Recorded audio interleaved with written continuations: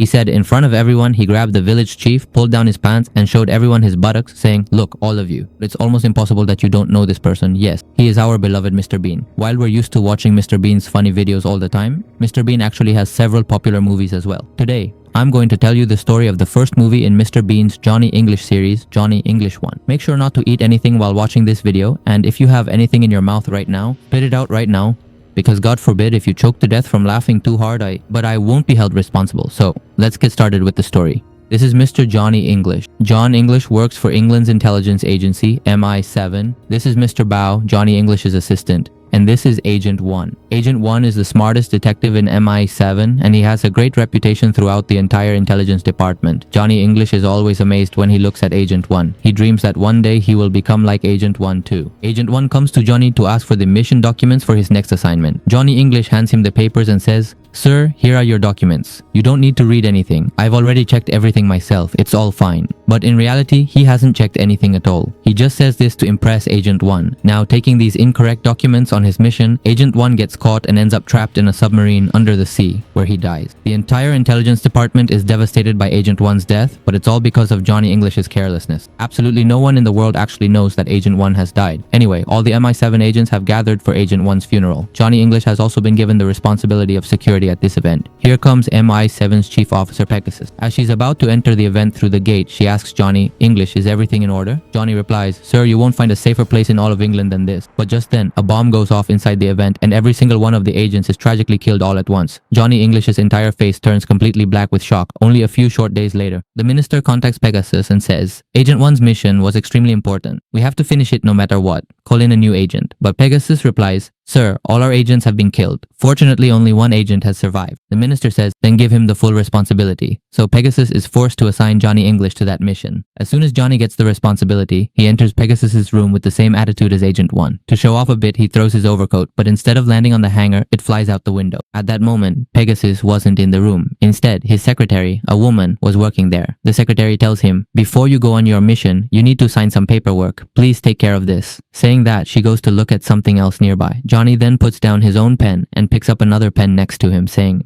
"Ah, this pen is my favorite. Even though it looks like an ordinary pen, it's actually a weapon. If you press it twice, it fires a bullet." As he says this, he actually presses the top of the pen twice, and a bullet shoots out from the pen, hitting the secretary in the buttocks. She immediately faints and collapses. Just then, Pegasus enters the room again, sees Johnny and asks, "Hello, Mr. English, you've arrived. Have you seen my secretary? She was supposed to be here." Johnny then casually moves over to the side of the sofa and stands there, covering the secretary's body so that he can't see her. Then Johnny says, "I think, sir, your secretary might have gone to the bathroom to pee." Pegasus then replies, "Alright, come with me. Let me explain the mission to you in the next room." Taking him to the adjacent room, Pegasus says, "Mr. English, we have received information that someone is planning to steal the Queen's crown. And tonight, there will be an exhibition of the Queen's crown at the London Tower building. Her Majesty the Queen herself will also be present there. The event is being sponsored by a prominent French businessman, Pascal Sauvage. Your responsibility is to make sure nothing goes wrong during the entire event," says Johnny. "Oh, come on, sir. You can rest assured. The word trouble doesn't even exist in my dictionary," he replies. As night falls, the event begins as usual. All the country's dignitaries have arrived at the event. John English, putting on airs, is wandering around, observing everything. While roaming, he spots a beautiful woman and, wanting to impress her, approaches and says, "Hello, madam, I am John English," he says. The woman replies, "I'm Laura Campbell. I work in the diamond business."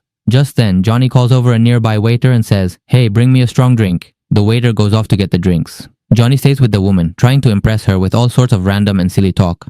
At that moment, the event's sponsor, Pascal Sauvage, arrives at the event. He sees Laura and heads straight toward her, holding a drink in his hand. Seeing the drink in his hand, Johnny assumes he must be the waiter. He takes the drink from him and says, "Thank you. This must be for me. You can go now. Your job is done." Witnessing Johnny's antics, Laura says to him, "Mr. Johnny, I don't think you've met our sponsor Pascal Sauvage yet." Johnny replies, "That's good. I'd rather drink poison and die than meet a useless guy like him." He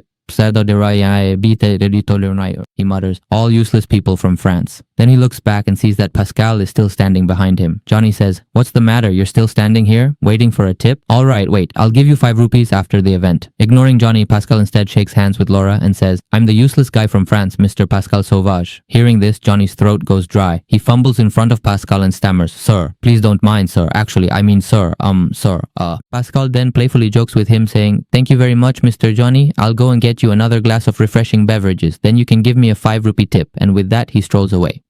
Meanwhile, we see a man suspiciously tampering with the building's electrical line. Mr. Pascal is still at the event addressing everyone when suddenly the lights go out in the entire building. Someone is seen running past the window. At the same time, that person goes there and grabs a bottle of liquor. When another man arrives, he strikes him on the head, knocking him unconscious. Just then, the lights come back on, and everyone sees that the man is Colonel Johnny from the English army, who quietly puts the liquor bottle behind him. Then he says that a robber hit him and ran away. He adds, "He went that way. You all stay outside. I'll check inside." And then he goes in. He starts some over-the-top acting, loudly saying, "I'm not afraid of you. Today I'll finish you off, devil. So what if you have a gun?" The people outside think there's a huge fight going on inside with the Englishman. In reality, he's just acting alone inside. After a while, he grabs some tomato sauce from the side, smears it on his face, and comes out saying, "I've knocked the guy out and left him inside. No one should go in." Everyone starts praising him. Then he says, "The queen hasn't arrived yet." He says, "Until the water arrives, we can all enjoy the beauty of the crown." With that, he opens the cover of the crown, only to find that the crown is missing. The crown has been stolen. The very next day, Pegasus calls John English to the office and says, "That crown is the pride of our country, the Queen's crown. No matter what, we must find it. This is a matter of our Queen's honor. I heard you fought with some bandit inside.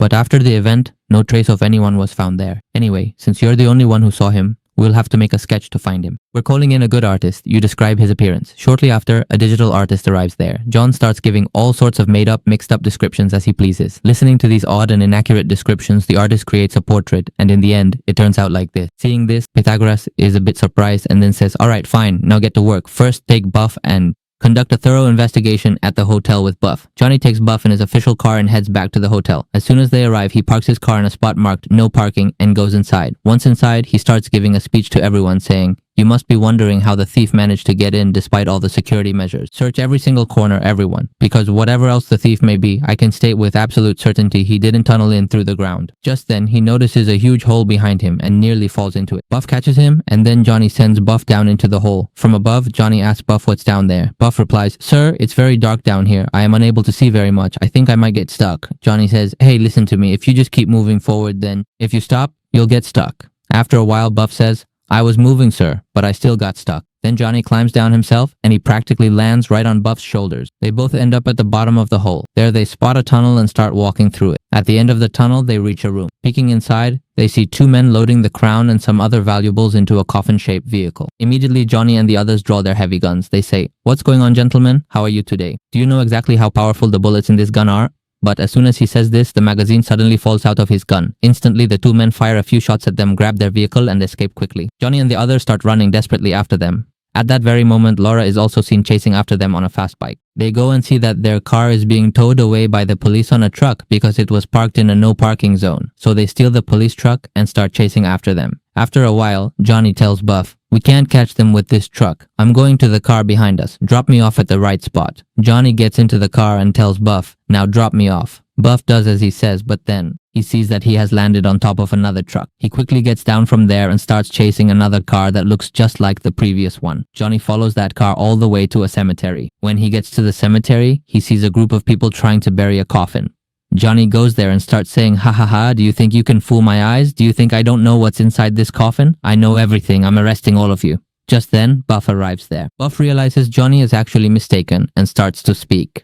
"You naughty boy, you've run away," he says. "Please don't mind him, everyone. He is an escaped mental patient from the hospital." Hearing Buff's words, Johnny realizes he's in the wrong group, and then he says, Buff quietly takes Johnny English away from there and slips out. Meanwhile, we see Pascal Sauvage holding the Queen's crown and telling the two thieves, "Last year I waited for this. 200 years ago, 5 generations before me, my family was supposed to inherit the throne of England, but we were deceived. Now I will have my revenge. I will be the King of England." Then the two thieves say, "Awa kafai sanama awan kawalona." For that, you'll need the head of the church to place the golden crown on your head, and the queen must sign over her powers from below. Pascal says, "I've already arranged for the coronation by the head of the church. We'll deal with the queen's part later." At that moment, we see Pascal making a realistic rubber mask that looks exactly like the head of the church so that anyone wearing it can look just like him. The thieves ask again, "Sir, Mr. English is still after us. What will you do about him?" Pascal replies, "Mr. English is a complete and total fool. Wait, let me show you a CD of his." Then he plays it. And we see Johnny practicing fighting with a plastic duck like a child. The thieves say, "Sir, no matter how foolish he is, he keeps causing trouble." Pascal replies, "Then if he causes trouble 12 more times, just kill him once and for all." Meanwhile, Pegasus, Bao, and Johnny are in their office analyzing the backgrounds of those two thieves. They discover that these two thieves used to work for Pascal Sauvage. Then Johnny says, "Sir, I think Sauvage had them do this job." But Pegasus says, "Look, Johnny, Mr. Sauvage is a very accomplished businessman. Those two thieves used to work for him, but that doesn't mean Pascal Sauvage is involved in the theft. He employs thousands of people. He's a businessman. Anyone could work for him. Leave him out of this and investigate the others. Don't try to implicate him in anything." Saying this, Pegasus leaves, mentioning that he will attend the party organized by Pascal Sauvage at 1 o'clock today. After Pegasus leaves, Johnny tells Bao, "Bao, quickly get a plane, 2 parachutes, and 2 suits ready. We have work to do tonight." As he says this, he starts heading to his own floor, but suddenly spots a stranger under the car. He greets him with a good morning and walks ahead. After going a little further, he thinks, "Wait, who did I just say good morning to?" Just as this thought crosses his mind, the man emerges from behind and starts shooting at them. It turns out that the man is actually one of the two thieves. A gunfight breaks out between them for a while, and when the thief runs out of bullets, he tries to escape and hide. When Johnny tries to shoot from behind, the nuts and bolts of his gun come loose and fall to the ground. He signals Bao to go upstairs, while he sneaks downstairs to search for the thief. After searching for a while, Bao radios Johnny and says, "Sir, he's upstairs. I saw him." Johnny replies, "I saw him too." Bao says, "Wait there." But Johnny rushes over, grabs the man's leg, and pulls him down to the floor. However, instead of pulling down the thief, Johnny accidentally pulls down Bao. Taking advantage of this chaos, the thief escapes. As they both get up, Bao says, "Sir, there was only one person there. So who exactly pulled my leg?" Johnny coughs a little and says, "Oh, there were probably 23 or even more people hiding there. Maybe they were just too scared of me to come out." Laughing and chatting like this, Johnny suddenly spots a bright red bike ahead, stops the car, and says, "I think I have definitely seen that bike somewhere before." He says, I'll be right back," and heads into the restaurant in front of the bike. Inside, he sees Laura sitting there. Sitting down next to her, he says, "Oh wow, what a coincidence, we meet again." Laura replies, "What's going on? Are you here to eat Japanese food?" Johnny says, "I can eat Japanese food even better than the Japanese themselves." Saying this, he tries repeatedly to pick up food with 2 chopsticks, but can't manage to grab anything. Then Laura says, "Isn't it you who can pick up food better than the Japanese?" Then she herself feeds Johnny the food. After that, Laura says, "You sit, I'll be right back." As soon as Laura leaves, Johnny spits out the food from his mouth, but his tie gets caught on a moving tray, causing the entire table to get messed up as everything gets knocked over and scattered. He escapes on Laura's bike. At night, Johnny and Buck are flying over Pascal Sauvage's building in a plane. While still on the plane, Buck says, "Sir, shouldn't we review the plan one more time before landing? Listen, there are 2 buildings side by side here. One is the city hospital and the other is Sauvage's building. First, we'll land on Sauvage's building. Then I'll disable the building's security system and signal you." Johnny says, "Oh, stop it. I made the plan. I know everything. Now, you jump." So Buck jumps out of the plane. Shortly after Buck lands, Johnny jumps as well. Buck enters the building and starts working on disabling the security system. Meanwhile, Johnny also manages to get inside the building. Later, he sees an old man and asks him, "What did they do to you?" The man replies, "They just took a little blood from my body." Johnny says, "Oh no, in a few days they'll take your kidneys, your eyes, everything." He adds, "Come with me, I'll save you." The man goes with him. Then Johnny, holding up his gun, rounds up everyone he sees and takes them into a room. He says, "I know all of you. If you don't want to die, tell me where your boss Sauvage is." One of the men then asks, "What do you actually want?" Johnny replies, "I'm finished." He says, "Tell me, where is Pascal Sauvage's office?" At that, everyone looks to the right and they see Pascal Sauvage's building right next door, with Bao looking at him from that building. Johnny realizes that he actually got off at the wrong building. He got off at the city hospital instead of Sauvage's building by mistake. Then he tells the doctors in front of him, "I'm an agent. I came here to check your courage. You all are very brave. Stay this brave and never be afraid." After that, he quickly leaves the building and sneaks into Pascal Sauvage's building. He asks Boo, "Sir, did you also get off at the wrong building by mistake?" Johnny says, "Oh no, what on earth are you saying?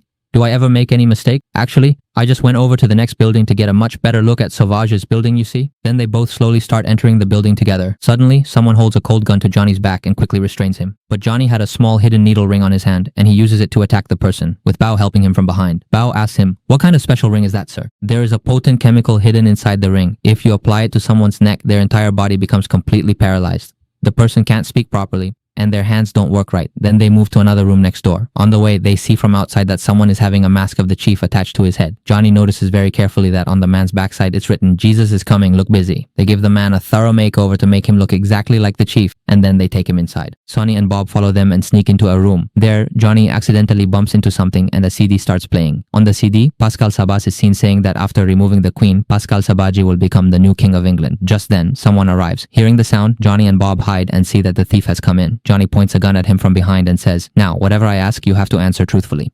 He says, "I won't say anything." Johnny shows another special ring on his other hand and says, "This is a truth serum ring. If I use it, you'll tell the truth. He pokes him with the ring and asks, now what is Sabas's real plan? Sir, I think you put the ring from your right hand on the finger of your left hand, and the left hand is on the right. Johnny says, what are you saying? Do you even know your right from your left? Then he pokes himself with the ring. He's also big. While doing this, he collapses onto the ground. Just then, the other two enter the room and restrain both Boff and Johnny. But fortunately, Laura also arrives at that moment and knocks out the two of them by hitting them on the head, rendering them unconscious. Laura and Boff then drag Johnny out of there together. At that point, Boff tells Laura, I'm also a special agent. In fact, I've been keeping an eye on Pascal Sauvage in France for quite some time now. Everything is settled, and as soon as he gets up, he immediately starts saying, we have to tell Pegasus everything right now, and he quickly rushes ahead. But from the front, the first thief appears with a gun and blocks their path once again, saying, do you know what you did to me? It still hurts. They realize that Johnny had mistakenly injected him with the truth serum earlier. Johnny asks him how to get out of there. The man replies, go straight ahead from here, then turn right, then go left, and you will find the exit door right there. After saying this, Buff strikes him on the head, knocks him out again, and departs the scene. Buff says, sir, if you go to Sabar's party in this condition, you will surely get into trouble. Johnny replies, the effect of that drug is over. I'm fine now. You don't need to doubt me. Saying this, he actually enters the party. As soon as he enters, Pascal catches sight of Johnny and immediately goes to Pegasus, saying, your junior officer has come to ruin my party. Do something right now, Pascal says.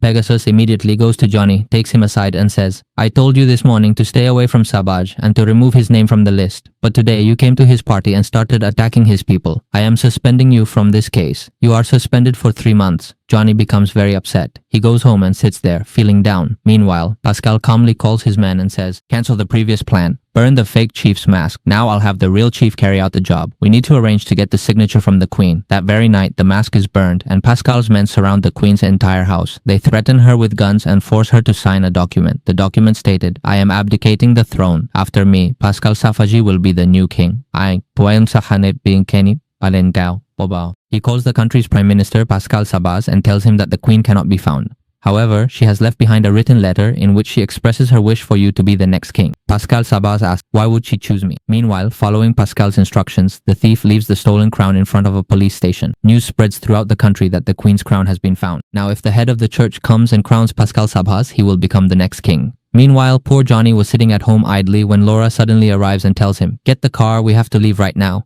Everyone is gathering at a secret location for a meeting with the biggest criminals from different countries. We can catch him there. Johnny replies, I've been suspended. I'm not Casey anymore. Laura says, I know, but I want you to come with me. You should do this for your country, if nothing else. In the end, Johnny agrees to go with Laura. Johnny and Laura set out on their journey together for Pascal's secret meeting place. When they arrive, they go to a pipe that leads upwards. Laura says, there should be another way up besides this. Johnny replies, I've carefully checked from every angle. There's no other way except this. I'll go first, and if everything is clear, I'll signal you. Then you follow me. Saying this, he approaches the large industrial pipe. He starts climbing up through the pipe while Laura stays nearby looking around. After Johnny climbs up a bit, he notices a terrible smell inside. That pipe was a public toilet pipe. As Johnny was climbing up, 10 to 15 people were using the toilet at the same time. When they flushed, all their waste came down on Johnny, covering his whole body with the stench of feces. Still, struggling, he manages to climb up through the pipe, squeezing his waist through it. Laura has climbed up the stairs quite well. After a while, Laura finds Johnny.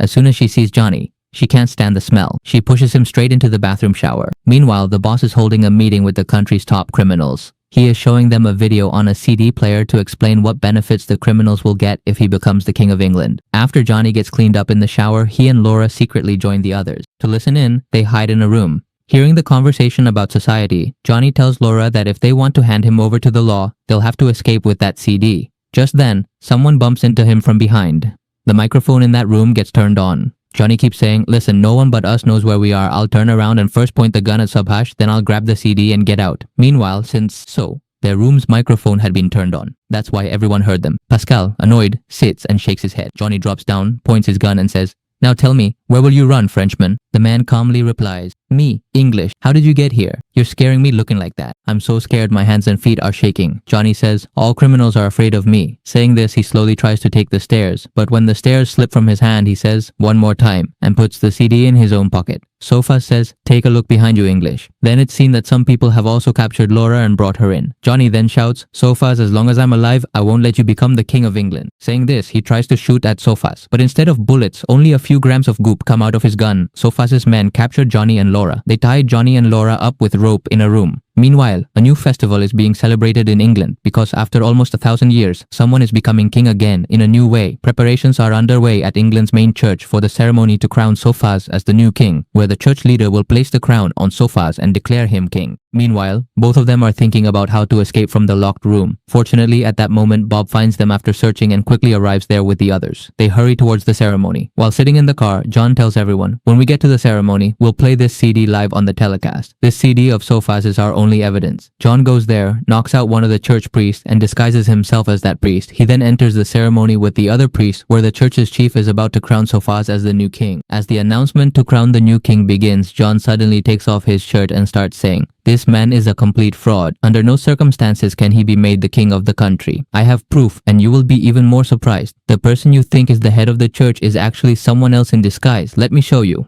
Saying this, he grabs the church leader's ears, throat, scalp, and nose and tries to pull off the mask, but nothing happens. Then he says, "I think he has used super glue to stick the mask to his skin." He says, "I have even more proof. On his buttocks, it says, 'Jesus is coming. Look busy. Let me show you.'" Saying this, he grabs the church leader in front of everyone, pulls down his pants, and shows his buttocks to everyone saying, "Look, all of you, but there's nothing written there either." Then the crowd says, "This man is completely crazy. Take him away from here." But John says, "I have even stronger proof. Bob, where are you?" "Bob, keep it going." He threatens the control center staff with a gun and tells them to play the CD. When the CD starts, it turns out to be a video of John English practicing kung fu with his own plastic dummy. Watching the video, everyone is stunned, and Johnny just stares at everyone. Realizing his situation, he quietly slips away from the back. The congregation then tells the church leader, "Let's begin." That's enough. The church leader resumes the ceremony, but just as the church leader is about to place the crown, suddenly Johnny swings in from somewhere, holding onto a rope like Tarzan. He grabs the crown and keeps hanging from the rope. The congregation starts screaming like mad, because once the church leader puts the crown on, he will become the king of the country. The congregation then starts firing wildly at Johnny with their gun. One of the bullets hits Johnny's hand, and the crown falls into the hands of a priest. The priest quickly sits on the throne and urgently urges them to crown him immediately. The church leader rushes to crown the priest, but just then Johnny lets go of the rope and lands right on the priest's neck. And the priest falls down upside down, but the crown lands on Johnny's head. According to the rules, Johnny becomes the king of the country. Everyone in the country stares in astonishment. They remain surprised for quite a while. When they realize that he is now the new king, they immediately order the arrest of the priest, and the army takes him away. As per tradition, everyone in the country starts singing joyfully to celebrate the new king. A few days later, Johnny finds the queen and returns the throne to her. Many people also give him various awards for his brave actions. Meanwhile, Laura has fallen in love with Johnny, and the two of them go on a long drive in a car. There, Laura tries to kiss Johnny. At that moment, she accidentally presses a button, and Laura, along with her seat, flies up into the sky.